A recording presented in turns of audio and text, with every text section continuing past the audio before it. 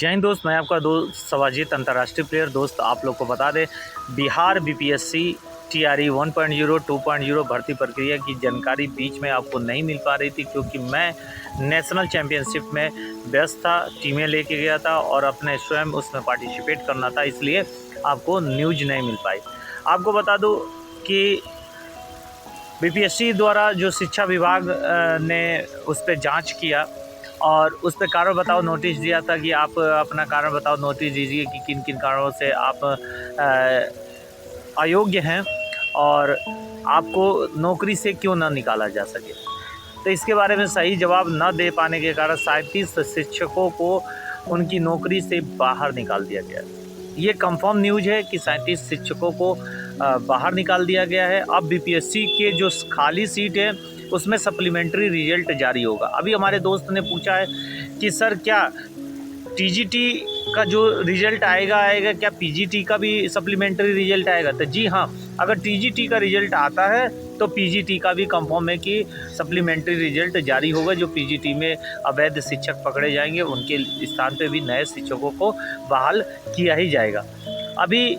हम आज अपने गंतव्य स्थान पे पहुँचे हैं, क्योंकि बहुत दिनों से मैं बाहर चल रहा था लगातार और मैं न्यूज़ों को भी देख रहा था कि बिहार में क्या चल रही है और कौन सी परिस्थिति है। जैसे कि नेट जैसे पेपरों का पेपर आउट होना, एक सदन में भी बहुत बड़ा बवाला मचा, और इसके अलावा अग्निवीर भर्ती है जो कि देश की सीमा सुरक्षा को लेके भी बहुत बड़ा बवाला मचा था। सूचनाओं के आधार से हमें पता चला, सूत्रों ने भी हमको इसकी पूरी जानकारी दिया कि जो भर्तियां हैं अग्निवीर हो चाहे किसी भी प्रकार की युवाओं के साथ जो छल हो रहा है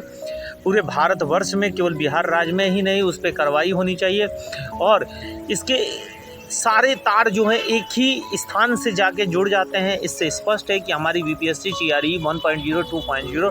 दोनों ही पेपर आउट था, और जब इतने धांधलीकर्ता पकड़े जग गए और उनके जो मान्यता है उनको रद्द कर दिया गया, तो अब इस भर्ती प्रक्रिया को ही क्यों न रद्द कर दिया जाए, ये सबसे बड़ा क्वेश्चन है। और जो अपने संगठन है उन्होंने भी इस क्वेश्चन को किया है, और साथ में जो विपक्षी पार्टियां हैं उन्होंने भी इस बात को बार बार रखा है कि भाई इस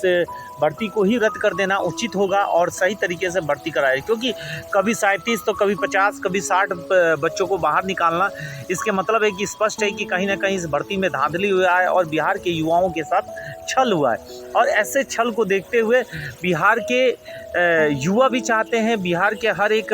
गार्जियन चाहता है कि बीपीएससी टीआरई 1.0 2.0 रद्द होना चाहिए और इसके स्थान पे नए तरीके से फिर दोबारा भर्ती होनी चाहिए। ये बहुत अधिक आवश्यक है और बिहार के लिए ही नहीं पूरे भारतवर्ष में भी एक अच्छी सूचना जाएगी। आपने देखा होगा कि उत्तर प्रदेश पुलिस भर्ती प्रक्रिया जैसे पेपर आउट हुआ, वहाँ पे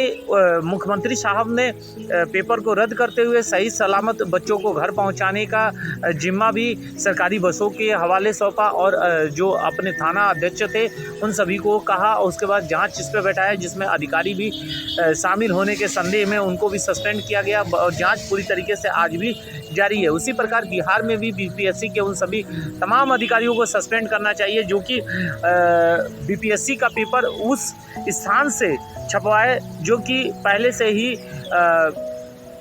ब्लैक लिस्टेड है और उसको ब्लैक लिस्टेड घोषित किया जा चुका है। उन स्थानों पर पेपर छपवाने का मतलब है कि जिसने आदेश जारी किया वो भी कहीं ना कहीं करप्ट व्यक्ति था, और इस करप्शन को रोकने के लिए उस व्यक्ति को सस्पेंड कर इस पर कार्रवाई करनी चाहिए, जांच बैठानी चाहिए कि आखिर किस आधार पे जो ब्लैक लिस्टेड प्रिंटिंग प्रेस है वहाँ पे पेपर क्यों छपवाने के लिए दिया गया। इस व्यक्ति को धरपकड़ करने की आवश्यकता है। आज बिहार के ही नहीं पूरे देश के युवा चाहते हैं कि बीपीएससी टीआरई 1.0 2.0 की जो भर्ती प्रक्रिया की जांच सही तरीके से मुख्यमंत्री द्वारा या सीबीआई द्वारा कराई जाए, क्योंकि बिहार एक ऐसा स्टेट है जो कि शिक्षा के मामले में सबसे उत्तम रहा है, और आज ही नहीं नालंदा के समय से ही इसको माना जाता है कि ये शिक्षा का केंद्र है और विदेशों से लोग आके यहाँ पे शिक्षा ग्रहण करते हैं, जिसको आज बदनामी के कटघरे में ले आके खड़ा कर दिया गया है। इस पे सुनवाई होनी चाहिए और युवाओं के पक्ष में निर्णय होना चाहिए। इस पूरी भर्ती प्रक्रिया को रद्द करके पुनः भर्ती प्रक्रिया का आयोजन करना इस समय अति आवश्यक है और बिहार के अपने अस्तित्व को बचाने के लिए मुख्यमंत्री साहब को इस भर्ती प्रक्रिया को रद्द करना होगा, क्योंकि इस भर्ती प्रक्रिया में अवैध कार्यों को बढ़ावा देते हुए मुख्यमंत्री साहब के द्वारा जो ज्वाइनिंग लेटर बंटवाया गया उसको सही तरीके से कि ताकि झूठ बोल के जो उनके हाथों से ज्वाइनिंग लेटर बंटवा दिया गया उस पर सही प्रक्रिया हो, सही जांच हो सही तरीके से, और किसने अवैधता का कार्य किया। और जब 1,22,000 सीटों पे भर्ती थी तो आखिर 95,000 का रिजल्ट घोषित करने की आवश्यकता क्यों पड़ी, और उस व्यक्ति को भी सस्पेंड करना चाहिए जिसने कि 95,000 रिजल्ट जारी करने का घोषणा किया, क्योंकि 1,22,000 का रिजल्ट का घोषणा होना था, लेकिन ये 95,000 की सीटों का घोषणा करके मतलब अवैध तरीके से भर्ती करने का प्रयास किया गया। यहाँ पे एक चीज़ और देखने को मिला और सूत्रों के हवाले से पता चला कि इस भर्ती प्रक्रिया में जो कम मेरिट लिस्ट वाले थे उनका नाम पहले आ गया और बाद में शिकायतकर्ताओं द्वारा शिकायत करने पे जो दोबारा मेरिट लिस्ट जो हाई मेरिट लिस्ट वाले थे उनको जारी किया गया। दूसरा EWS का आरक्षण जो है उसके बारे में हम कल सुबह आपको वीडियो देंगे, जो कि EWS आरक्षण OBC SC ST कैसे धोखा किया गया और किस आधार पे महिलाओं के साथ धोखा हुआ, किस आधार पे पुरुषों के साथ धोखा हुआ, कैसे आरक्षण में छेड़छाड़ हुआ, ये सारी बातें आपको कल सुबह के वीडियो में मिल जाएगा। हमें विश्वास है आप अपने लक्ष्य की ओर अग्रसर हैं और 3.0 जो भर्ती होने जा रही है BPSC TRE 3.0 उससे पहले सप्लीमेंट्री रिजल्ट जारी होने की बात हो रही है और हमें विश्वास है और दृढ़ निश्चय भी है कि जब तक रिजल्ट जारी नहीं होगा हम पीछे नहीं होकर हटेंगे, जो कि सप्लीमेंट्री रिजल्ट जारी होना अति आवश्यक है। बिहार राज्य ही नहीं पूरे भारत को एक संदेश जाने की आवश्यकता है कि बिहार एक प्रथम शिक्षा का केंद्र था और आज भी वो शिक्षा का केंद्र है।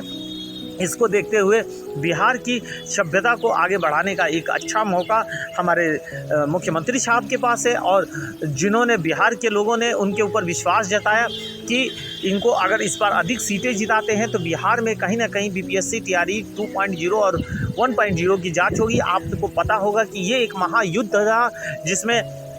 तेजस्वी यादव और तेज प्रताप यादव लोग दोनों भाइयों ने इस बात को बार बार रख रहे थे कि BPSC का पेपर उन्होंने दिलाया था और BPSC में सीटें निकालने का देन भी उन्हीं का था, तो इसलिए नतीजा भी उनको भुगतना पड़ा और जीत मुख्यमंत्री साहब का इसलिए कराया गया कि ताकि BPSC TRE 2.0 और 1.0 की जांच कराएं और सही तरीके से सभ्य लड़कों की जो